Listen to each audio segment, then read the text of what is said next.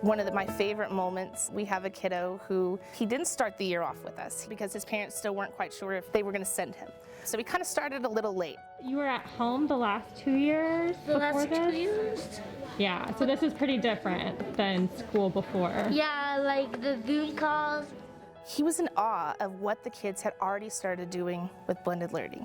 I think he was shocked, honestly, to see that when they were going through their groups, they had a little bit of voice and choice in what they were doing. That you went to a station and you got the folder that belonged to you because you needed to work on that. If I did sight words, I'll put sight words here.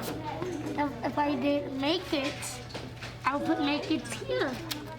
One of the best moments is when I saw that student probably about 2 weeks later, and he goes, I'm working on this because I chose this way of doing this activity and because that's where I'm at. That's what I need.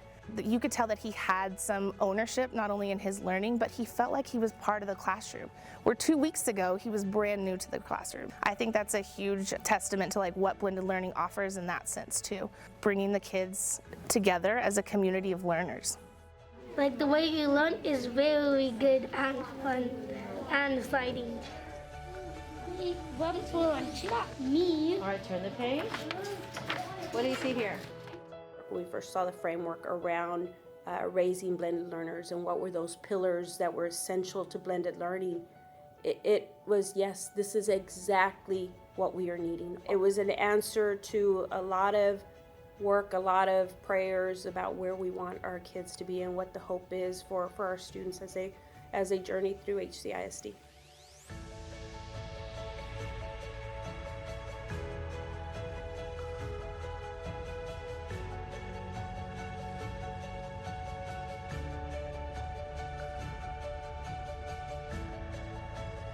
Through blended learning, I really see a future where we are focused on the individual needs of every child, regardless of where they may be.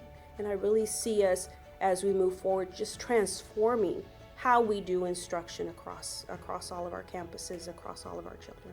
We knew that we needed to have a sustainable model. So you start small to get big, right? And in our case, with Raising Blended Learners, we have the opportunity to create something the equivalent of studio schools. You use those schools to learn from, and you take from their learning, and then you expand it across the whole district.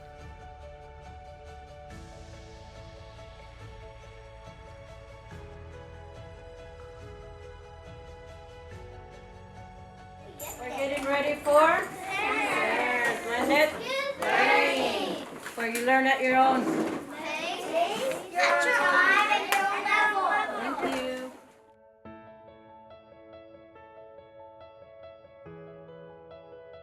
The first difference you're going to see is that each student is working on their own pathway based on their data.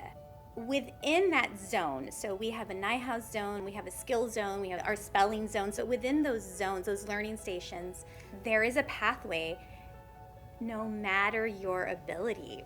Once they're done with that assignment on their pathway, then they go and work on Maydos. And I think that is where you get that student choice and that student voice.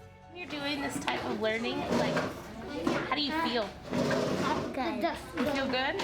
Why do you feel good? Because it just makes me excited. It makes you excited? We can meet with each student and go through each component in iStation. We look at their colors, where they're starting at, and they really have learned to internalize and kind of think, wow, I have improved in this component, or no, I need some work on this component. I think that has been the greatest thing this year about blended learning. The kids really internalizing and taking responsibility for their numbers. How do you feel when you get, let's say you get 2 out of 6? How does that feel? I feel like I'm gonna take it again. Yeah, and then how do you feel when you move all the way up to a 6 out of 6? Proud. They help each other. We have leaders, and their job is not to tell somebody else what to do. It's to make sure that everybody has what they need. Their friend is struggling, well, hey, I can help you. How did you feel when I picked you to be a leader? Great. You felt great? I like being responsible and helping them and getting the folder for them.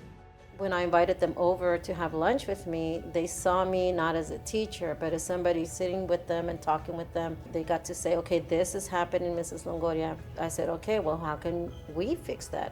What do you think is a good idea to do this and that? So they started problem solving.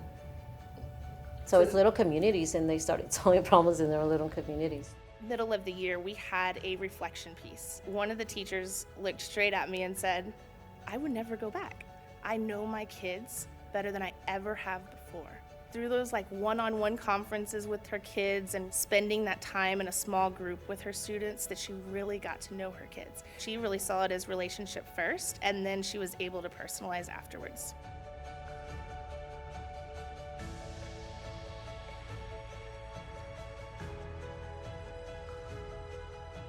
We have begun expanding into other campuses. We will have close to 150 teachers that will now move into the training to bring it about.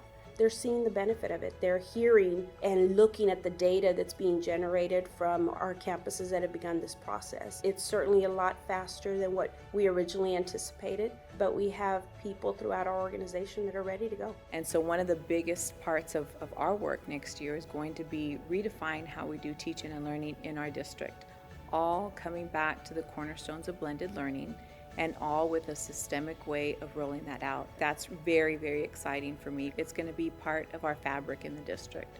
My hope is what they've learned this year, their agency, their collaboration, their leadership skills go on to next year to third grade, and they continue blooming like they have this year. I'm very excited about third grade.